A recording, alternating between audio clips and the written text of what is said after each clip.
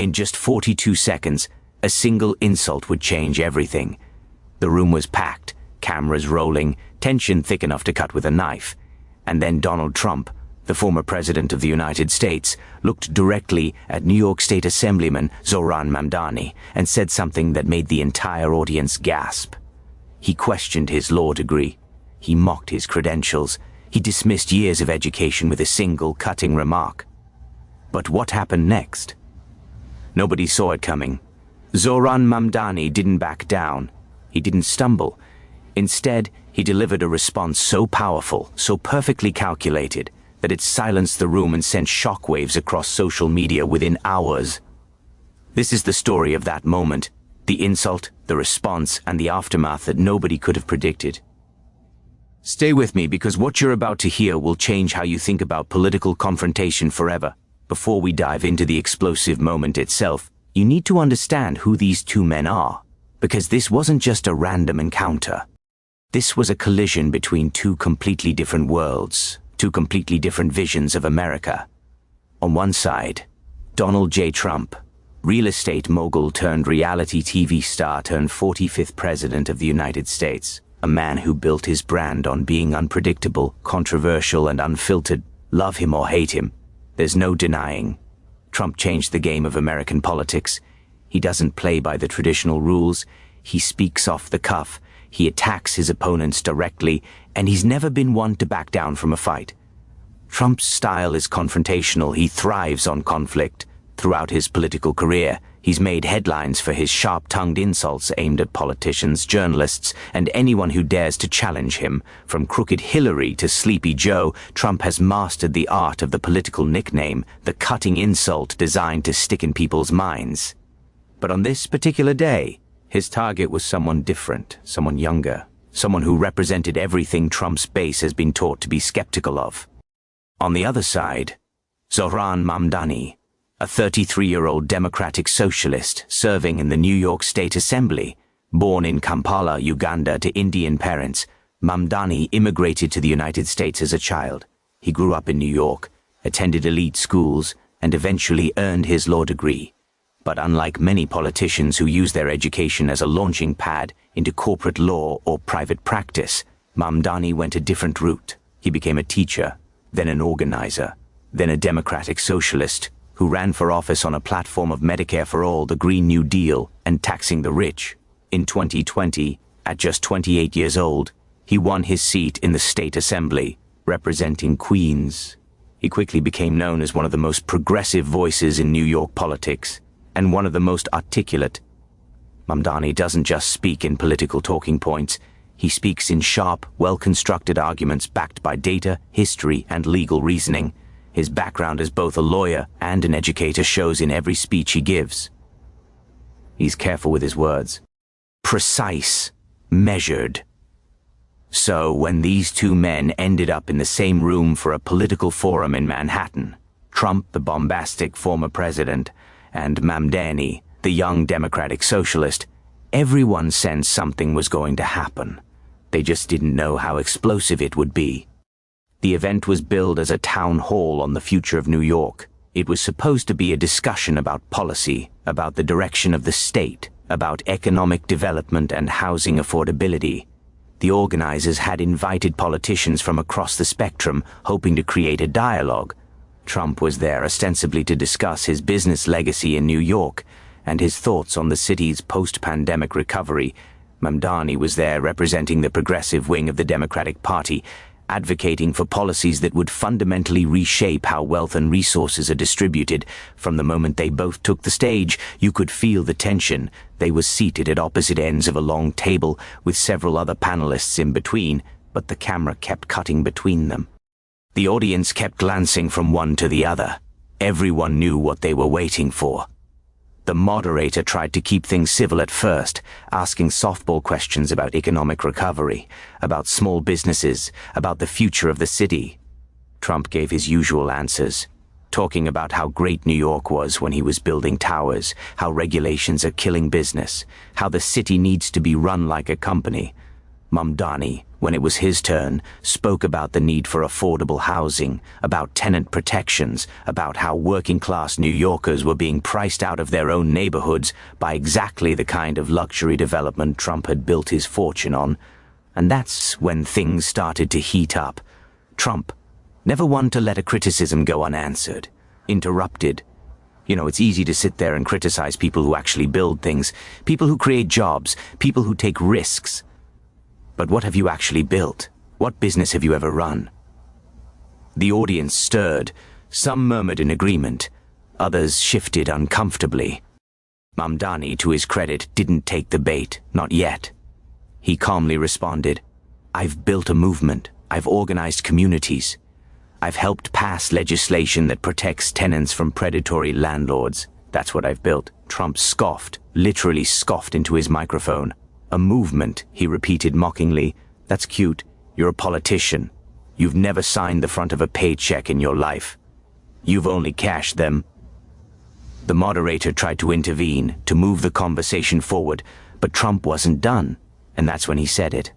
Trump leaned back in his chair, looked down the table at Mamdani with that expression he's famous for, that smirk, that slight shake of the head, and delivered the line that would make headlines. "You know, I looked you up before I came here. I like to know who I'm dealing with.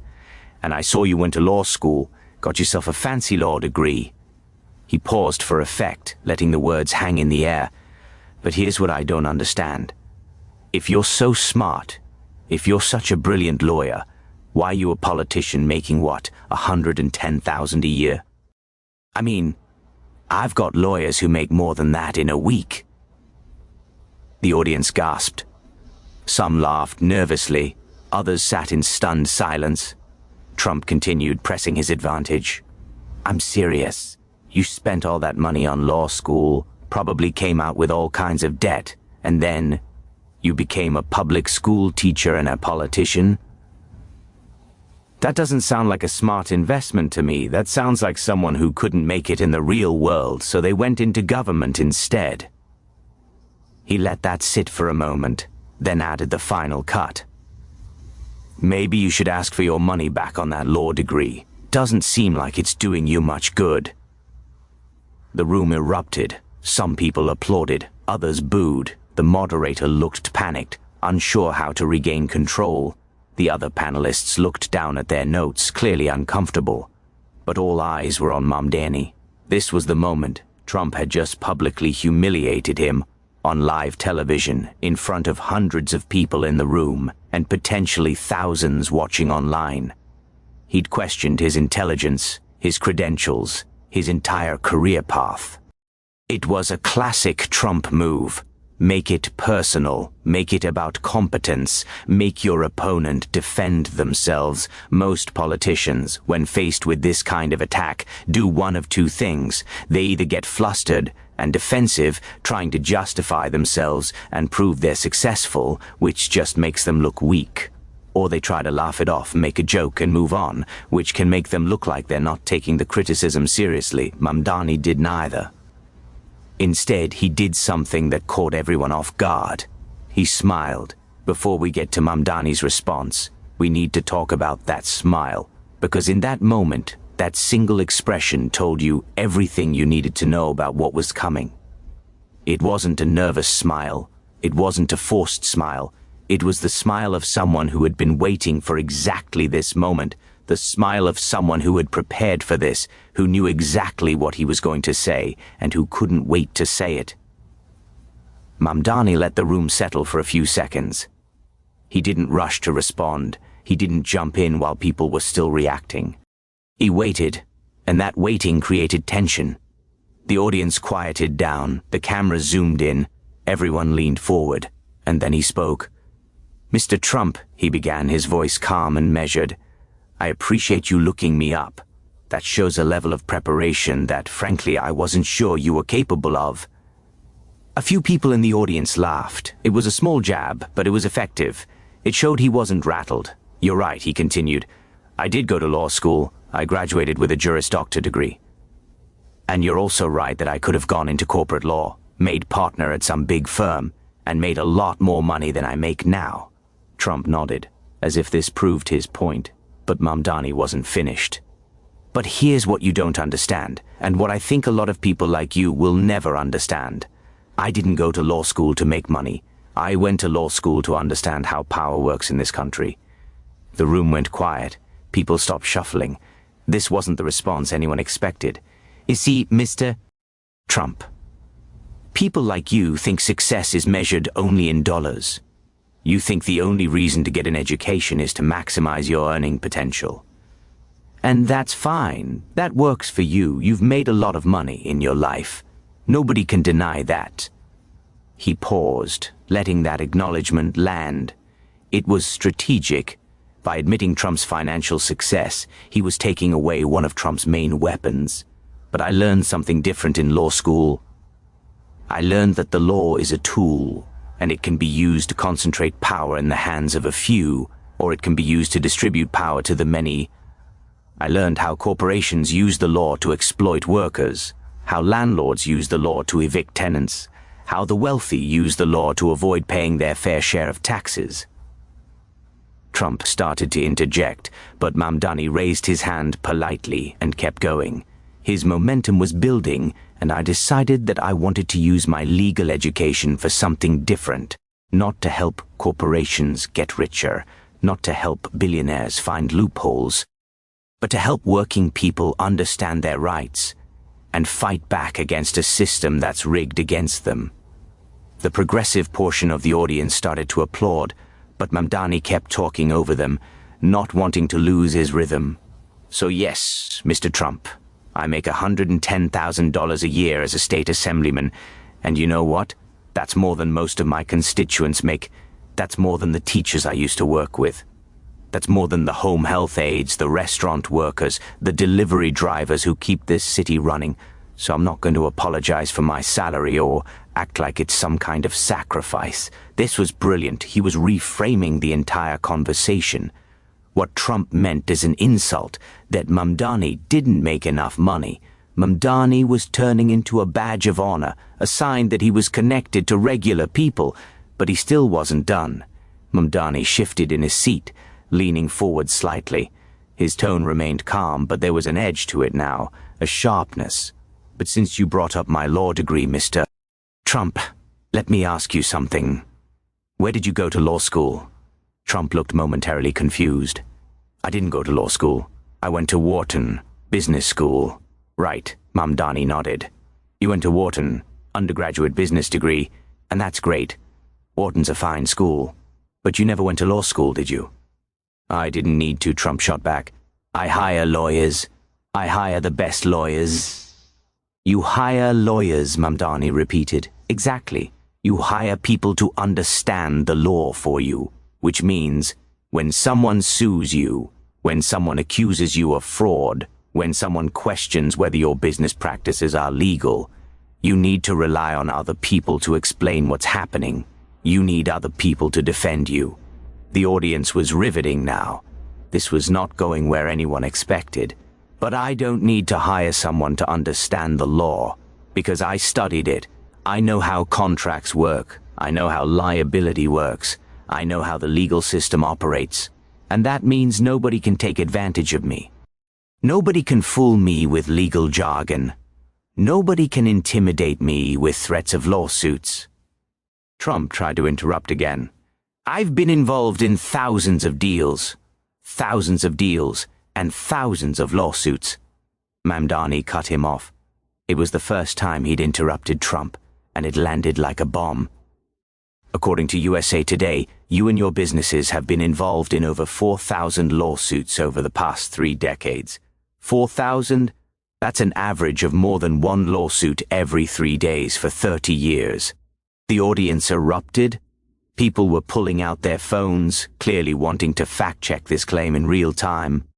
Others were just stunned. Mamdani pressed on. And in many of those cases, you were accused of not paying contractors, not paying workers, violating labor laws, discriminating against tenants. And you know how you dealt with those lawsuits?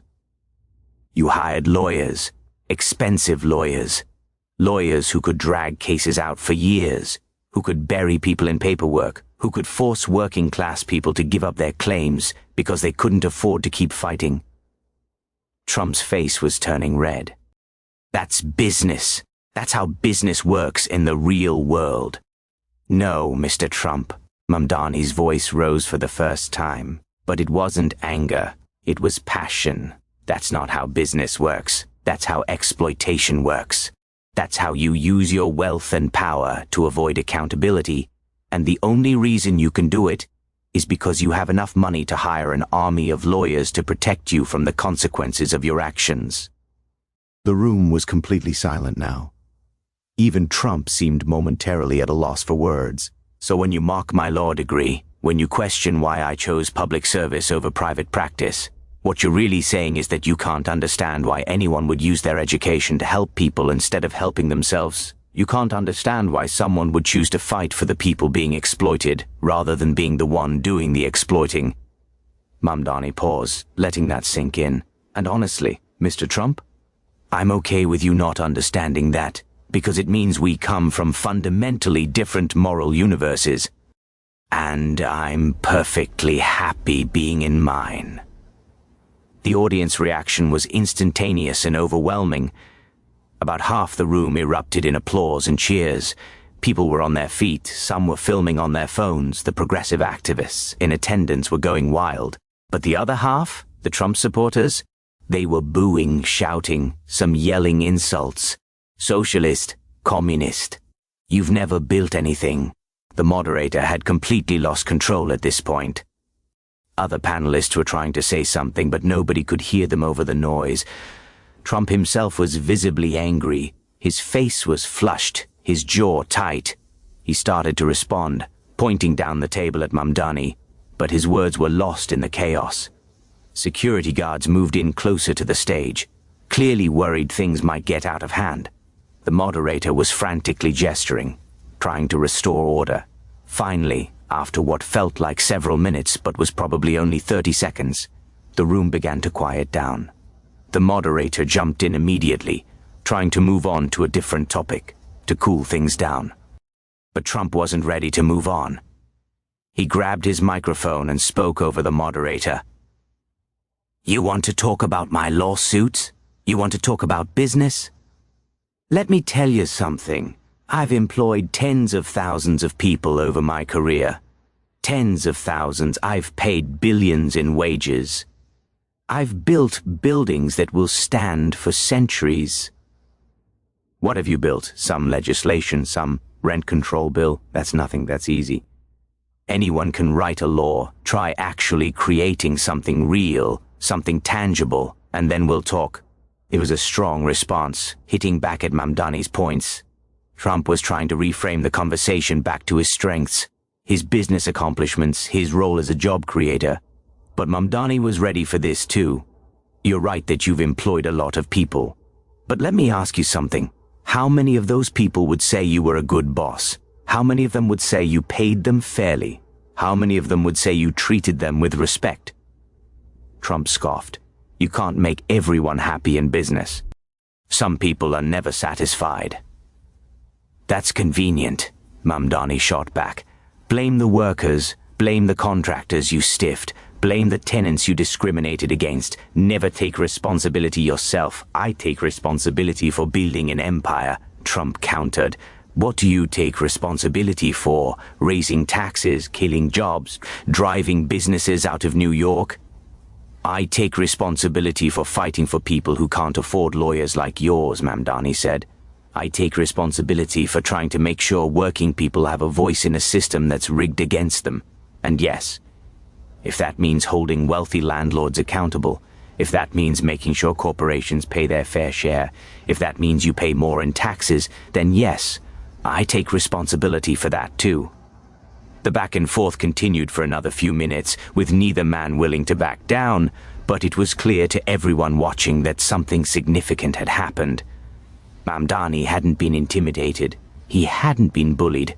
He'd stood his ground and given as good as he got.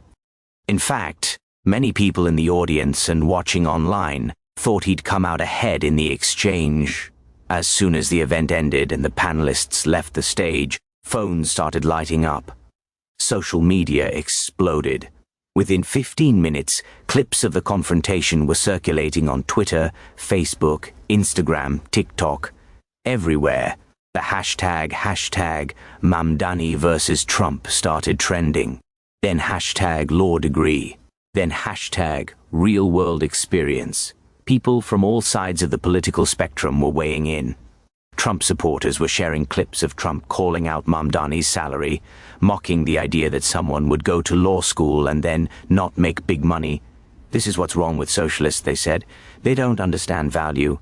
They don't understand the market. But aggressive activists were sharing longer clips showing Mamdani's full response. They were praising his composure, his eloquence, his refusal to be bullied. This is how you stand up to Trump, they said. You don't play his game. You flip the script.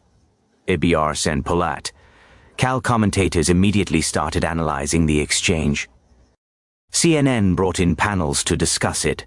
Fox News covered it from Trump's perspective. MSNBC praised Mamdani's response. The New York Times wrote a piece about the confrontation within hours, analyzing the rhetorical strategies both men employed. But it wasn't just the political class paying attention. Regular people were watching the clips and having their own reactions. Some said Mamdani came across as sanctimonious, preachy, too ideological. They agreed with Trump that there was something suspicious about someone going to law school and then choosing not to make money. If he's so smart, why isn't he rich? Became a common refrain. Others saw Mamdani as a new kind of politician, someone who could articulate progressive values clearly and passionately. Someone who wouldn't be intimidated by bullies, someone who could go toe-to-toe with the most famous political brawler in America and hold his own. The debate raged online for days, but in those first hours after the event, one thing was clear. Zohran Mamdani had become a national figure overnight. Before this confrontation, he was a relatively obscure state assemblyman known primarily in New York progressive circles. Sure, he had a following. Sure, people who paid attention to New York politics knew his name, but most Americans had never heard of him. Now everyone was talking about him. To understand why Mamdani's response was so effective, you need to understand his background and how he got to this point in his career. Because his life story is, in many ways, the perfect counterpoint to Trump's narrative. Zohran Mamdani was born in Kampala, Uganda in 1990. His family is part of the Indian diaspora that had settled in East Africa. His father, Mohsin Mamdani, is a filmmaker and photographer. His mother, Shahnaz, is an artist. They raised Zohran in an environment that valued creativity, critical thinking, and social justice. When he was young, his family immigrated to the United States, eventually settling in New York. He grew up in Queens, one of the most diverse counties in the entire country. He attended Stuyvesant High School, one of the most prestigious public high schools in New York, where admission is based on a single competitive exam. After high school, he went to Northwestern University, where he studied theater and political science. Yes, theater. This detail would become relevant later, as critics would claim his polished speaking style was the result of acting training, that he was performing rather than being genuine.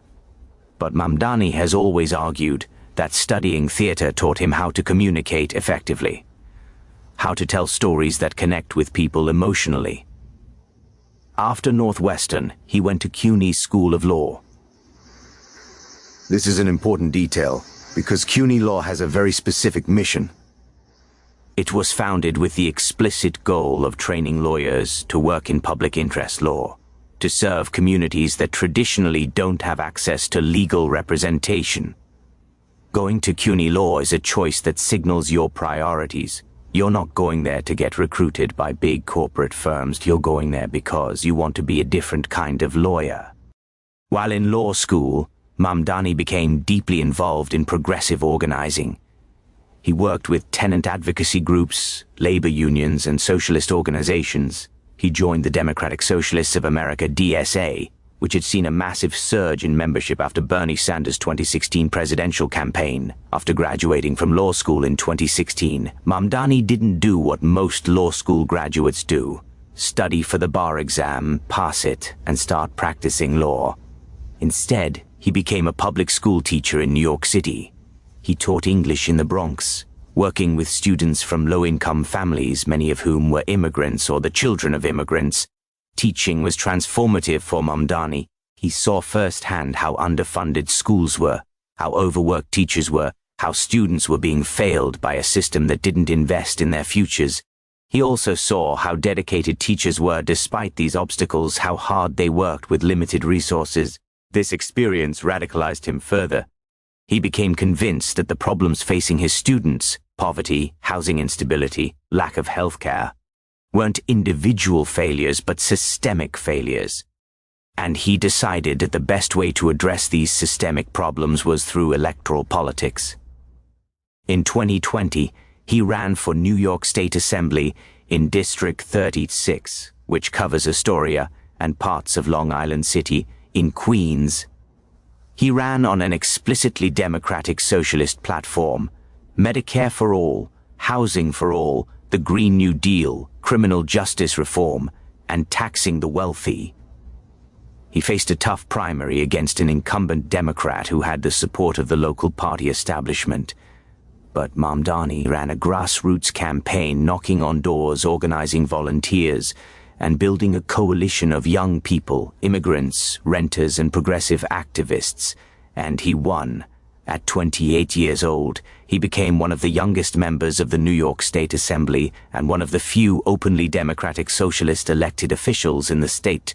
Since taking office, Mamdani has been one of the most vocal progressive members of the Assembly. He's sponsored legislation on tenant protections, climate change, healthcare, and worker rights. He's been arrested at protests.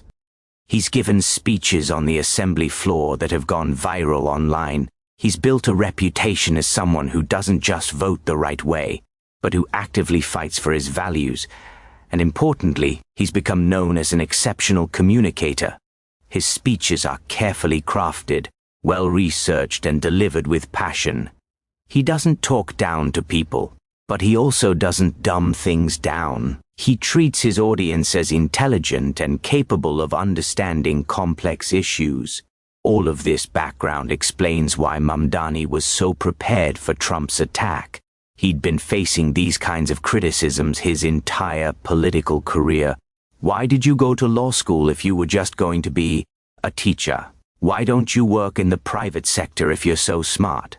Why are you a socialist if you have a law degree? He'd heard it all before, and he developed responses that were not just defensive, but offensive. Responses that flipped the script and put the questioner on the defensive instead. To appreciate how effective Mamdani's response was, you need to understand Trump's usual playbook and why it works so well most of the time.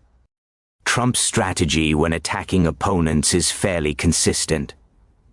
First, he finds something about them that he can frame as a weakness or a failure. Second, he gives it a memorable label, a nickname, a catchphrase, something that sticks. Third, he repeats it over and over until it becomes the dominant narrative about that person. Think about how effective this has been. Crooked Hillary framed Hillary Clinton as corrupt, low-energy Jeb framed Jeb Bush as weak. Lion Ted framed Ted Cruz as dishonest. These labels are simple, memorable, and they tap into existing perceptions or create new ones. Trump's attack on Mamdani followed this playbook perfectly. He identified what he framed as a failure. Mamdani went to law school but doesn't make much money. He gave it a memorable phrasing. Maybe you should ask for your money back on that law degree. And he delivered it in a way designed to humiliate and put Mamdani on the defensive. This strategy works because most people, when attacked this way, respond by trying to defend their choices. They get defensive. They try to explain why they made the decisions they did. They try to prove they're successful by conventional metrics. And once you're defending yourself, you've already lost. You're playing by your opponent's rules. You're accepting their framing of success and failure.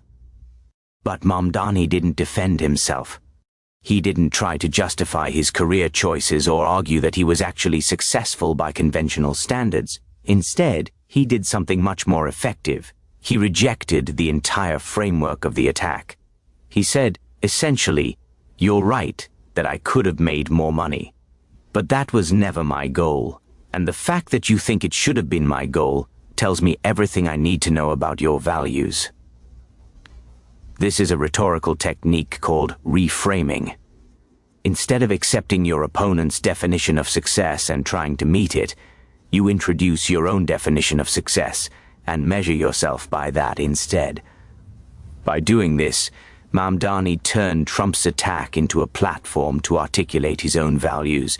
He used Trump's insult as a springboard to talk about exploitation, about power, about who the law serves and why. And then, brilliantly, he went on offense. He brought up Trump's lawsuits, his history of not paying contractors, his need to hire expensive lawyers to defend him. He turned the conversation from why isn't Mamdani more successful to why does Trump need so many lawyers? This is the crucial move. Mamdani didn't just defend, he counterattacked, and he did it using facts and arguments that Trump couldn't easily dismiss. Trump's usual response to criticism is to deny, deflect, or attack the credibility of the person making the criticism. But Mamdani's points were well documented. The number of lawsuits, public record, the accusations of not paying contractors, well documented in multiple investigations and journalistic accounts. Trump's need for legal representation? Obvious, so Trump fell back on his secondary defense. That's just how business works. But this is a weak defense because it essentially admits the criticism is true, just argues it's justified, and Mamdani was ready for that too, pointing out that just because something is common in business doesn't make it right. The exchange revealed a fundamental truth about Trump's rhetorical style. It works best against opponents who accept his framing. When someone rejects the frame entirely and introduces their own moral language, Trump struggles to adapt. In the days following the confrontation, the internet did what the internet does best. It took the story and amplified it in 1,000 different directions. On Twitter, the debate raged. Pro-Trump accounts shared clips with captions like, "Trump destroys socialist politician who wasted money on law school, and this is what happens when socialists try to debate real business people." But progressive accounts shared longer clips with captions like, "Watch this young socialist dismantle Trump's worldview in real time." And this is the perfect response to right-wing bullying. The difference in these framings is instructive. Each side was essentially watching a different exchange, focusing on different moments, interpreting the same words through completely different ideological lenses. YouTube quickly filled with reaction videos. Conservative commentators praised Trump for calling out what they saw as the hypocrisy of elite-educated liberals who claim to represent working people. Why should we listen to a guy about working-class issues when he's never had a real job? One popular conservative YouTuber asked. Progressive commentators praised Mamdani for articulating a moral vision that went beyond just economic calculations. "This is what it looks like to actually stand for something," one said. He wasn't trying to prove he's successful by Trump's standards. He was rejecting those standards entirely. TikTok was particularly interesting. Young people, who skew progressive and many of whom are dealing with student debt and questions about whether their education was worth it, strongly identified with Mamdani's response. Dozens of TikTokers made videos talking about their own experiences choosing careers based on passion or values rather than money, only to face criticism from family members or friends who thought they were wasting their potential. "I went to law school and became a public defender," one viral TikTok said. "My law school classmates are making 3 times what I make, but I actually believe in what I do." And watching Mamdani tell Trump that education isn't just about making money. That was everything. Facebook, which skews older, had a more mixed response.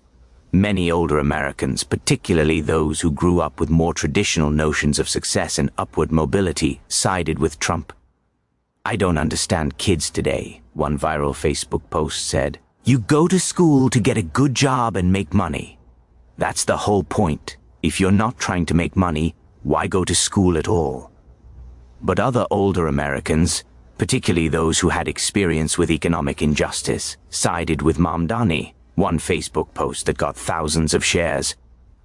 "I worked construction for 30 years. Trump's companies built 3 buildings I worked on. We didn't get paid for 2 of them, had to fight for years to get what we were owed. So when this kid talks about Trump's lawsuits and stiffing workers, he's not being abstract, he's talking about what happened to me and guys like me. Reddit had extensive discussions analyzing the rhetorical strategies both men employed. Political science students and professors weighed in on the effectiveness of each man's approach. Debate subreddits hosted discussions about who won the exchange, with elaborate point-by-point analyses. News organizations continued to cover the story for days. They brought on political strategists to discuss what this meant for 2026 and 2028 elections. They debated whether Mamdani could become a national figure, whether he could follow the path of Alexandria Ocasio-Cortez in building a national brand based on progressive politics and effective communication. Polling firms even conducted quick polls about the exchange. Results were predictably divided along partisan lines, with Democrats overwhelmingly saying Mamdani won the exchange and Republicans overwhelmingly saying Trump did. But among independents, there was a slight lean toward Mamdani, particularly among younger independents. Beyond the immediate political drama, the confrontation between Trump and Mamdani touched on something deeper, a fundamental disagreement about what constitutes a successful life. This isn't just a political debate. It's a philosophical one. It's a question that every person at some point in their life has to answer for themselves. What am I trying to achieve? What does success mean to me? How should I measure whether my life has been worthwhile? For Trump and for many Americans who share his worldview, success is primarily measured in financial terms. Money is the scorecard. It's how you know you've won. This isn't necessarily shallow or materialistic. It comes from a deep American tradition that values self-reliance, entrepreneurship, and the idea that anyone can make it if they work hard enough. In this view, your income is a direct reflection of your value to society. If you make a lot of money, it's because you're providing something valuable. If you don't make much money, it's probably because you're not providing as much value. The market, in this worldview, is the ultimate arbiter of worth. There's also an element of freedom in this perspective. Money gives you options. It gives you independence. It means you don't have to rely on anyone else. You can take care of yourself and your family. This is deeply appealing to many Americans, particularly those who grew up without much and worked their way up. Trump embodies this philosophy completely. His entire brand is built around wealth as the ultimate measure of success. His TV show was literally about becoming an entrepreneur. His presidential campaign emphasized his wealth as proof of his competence. When he attacks someone for not making enough money, he's not just being mean. He's expressing a genuine worldview where financial success is the primary indicator of value. But Mamdani represents a completely different philosophy. In his worldview, success isn't about how much money you make. It's about the impact you have on other people's lives. It's about whether you've made the world more just, more equitable, more humane. This perspective has its own deep roots in American culture. The tradition of public service, of civic duty, of sacrificing personal gain for the common good.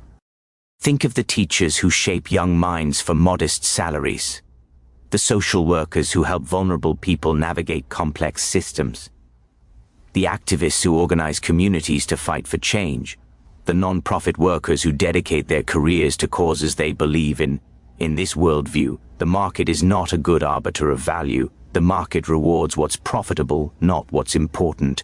A hedge fund manager might make millions moving money around, while a teacher shaping the next generation makes $40,000 a year.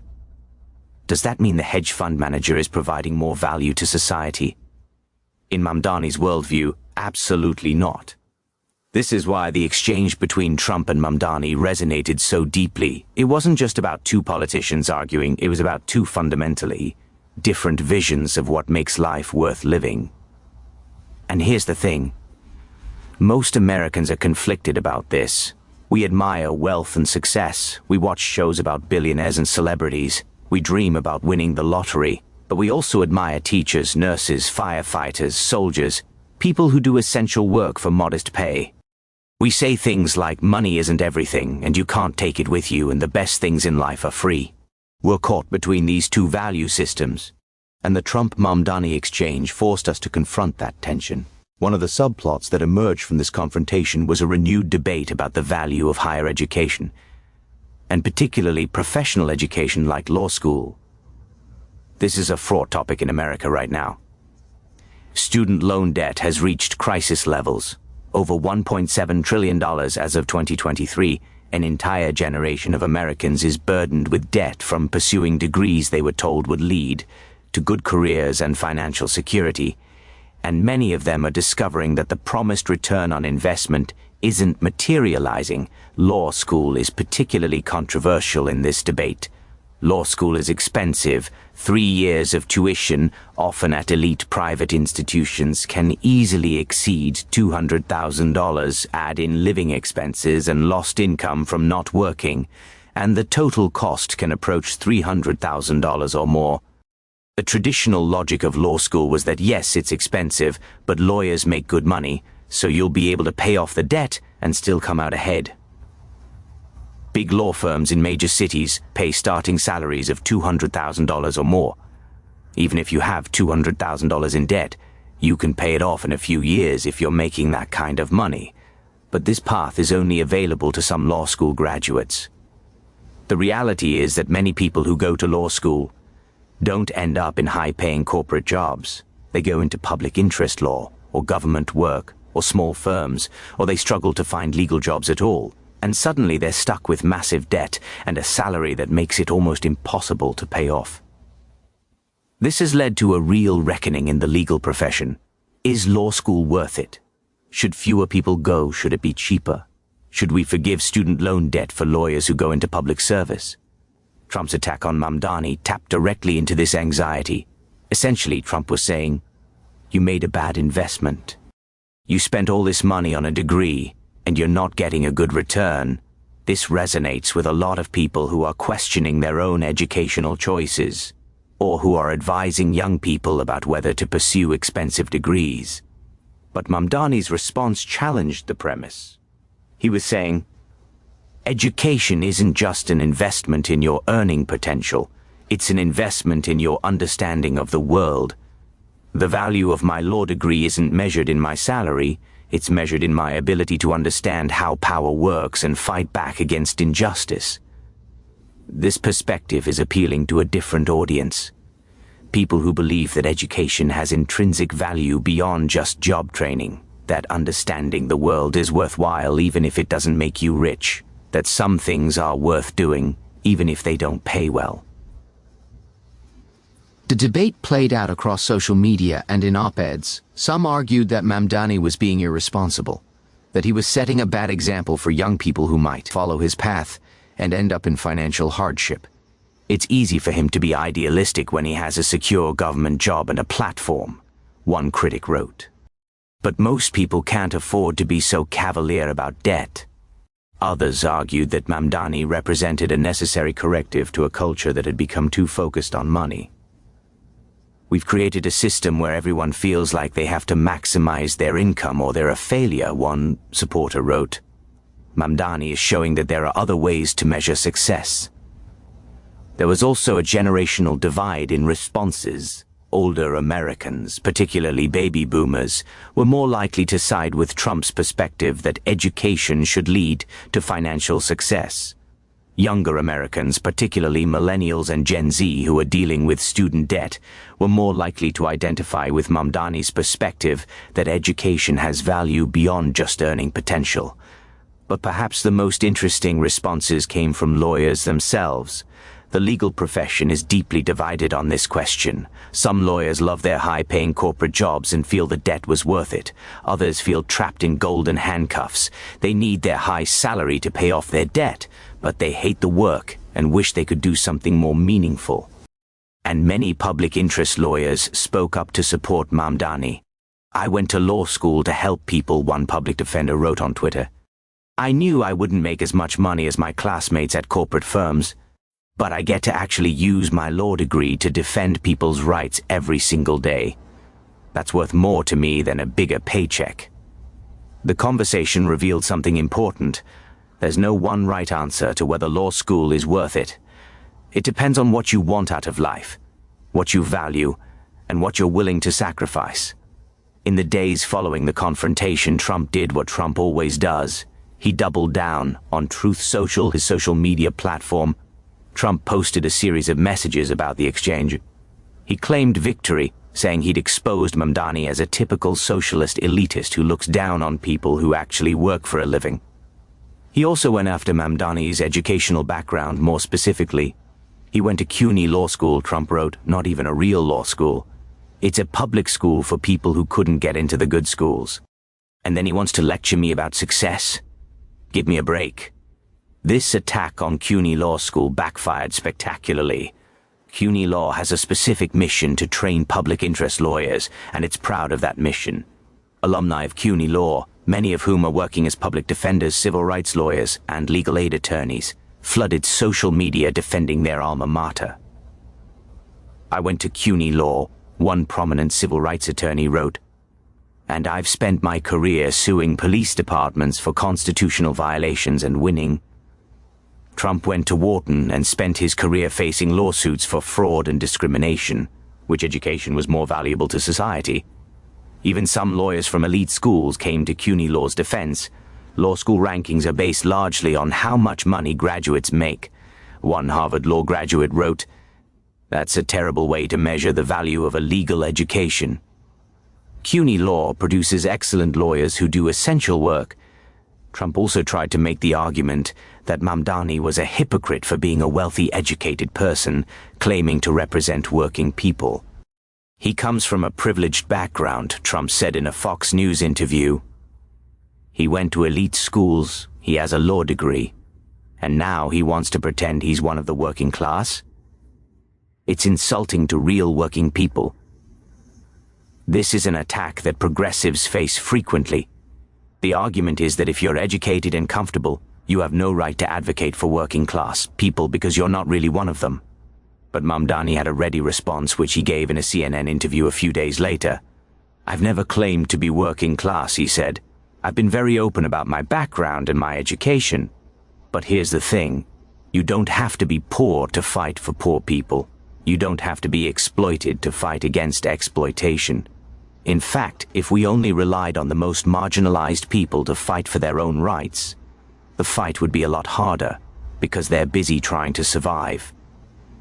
He continued, "Mr. Trump inherited hundreds of millions of dollars from his father and has spent his career accumulating more wealth.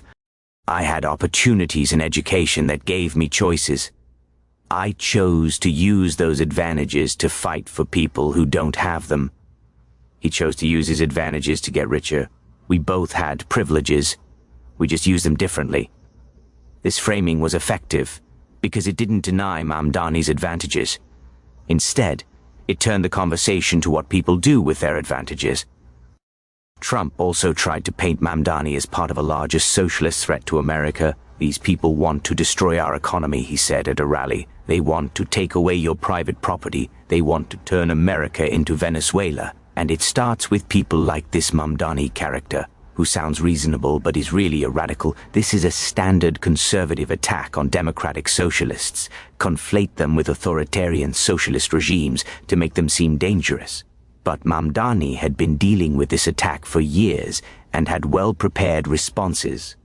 Democratic socialism in America means expanding Medicare to cover everyone, not nationalizing every industry, he explained in interviews. It means workers having more say in how their workplaces are run, not Soviet-style central planning. It means taxing billionaires to fund public schools, not abolishing private property. The back and forth continued for over a week, with both men using the controversy to rally their respective bases. For Trump, it was an opportunity to rail against socialism and elitism. For Mamdani, it was an opportunity to articulate progressive values to a national audience. The confrontation became a major story, not just in political media, but in mainstream media as well. The major networks covered it. Late-night talk shows made jokes about it.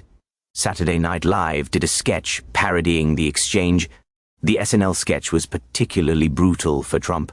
They had Alec Baldwin reprising his Trump impression, getting increasingly flustered as a young actor playing Mamdani calmly dismantled his arguments.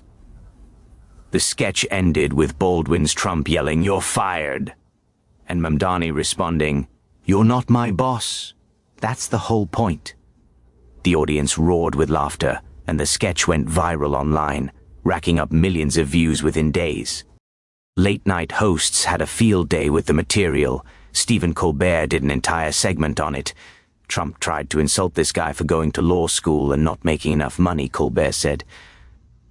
But here's the thing. Not everyone defines success by how much money they make.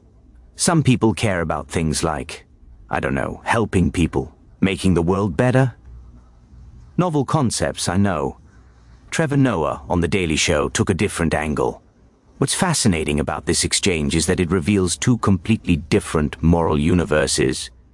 Trump literally cannot understand why someone would choose public service over private profit. It's like trying to explain color to someone who's colorblind. The concept just doesn't compute for him. Even conservative media outlets struggled with how to cover it. While they initially tried to frame it as a Trump victory, the clips of Mamdani's response were too compelling to ignore. Some conservative commentators admitted that Mamdani had scored some points, even if they disagreed with his politics. Ben Shapiro, a prominent conservative commentator, gave probably the most honest conservative take. Look, I disagree with Mamdani's politics fundamentally. His policy ideas would be terrible for America. But from a purely rhetorical standpoint, his response to Trump was effective. He didn't get defensive. He reframed the attack. He went on offense. Conservatives should pay attention to his technique, even if we oppose his ideology. The story also got picked up internationally. British newspapers covered it as an example of American political division. The exchange between Trump and Mamdani illustrates the deep fault lines in American society, The Guardian wrote. It's not just about policy disagreements. It's about fundamentally different values and visions of the good life. European commentators, particularly those from countries with stronger social democratic traditions, tended to side with Mamdani. In most European countries, it would be completely normal for someone with a law degree to go into public service, a German newspaper noted. The American obsession with money as the only measure of success is quite peculiar from our perspective. Even some Asian media outlets covered the story, framing it as a generational conflict. Young Americans like Mamdani are rejecting the capitalist ethos their parents' generation embraced. A Japanese news site observed. This is similar to youth movements in many developed countries questioning whether material success is worth the personal and social costs. The sustained media coverage kept the story alive much longer than typical political spats. Usually a confrontation like this would be news for a day or two and then fade. But this one had legs because it touched on themes that resonated with so many people. Education, debt, success, values, meaning, purpose.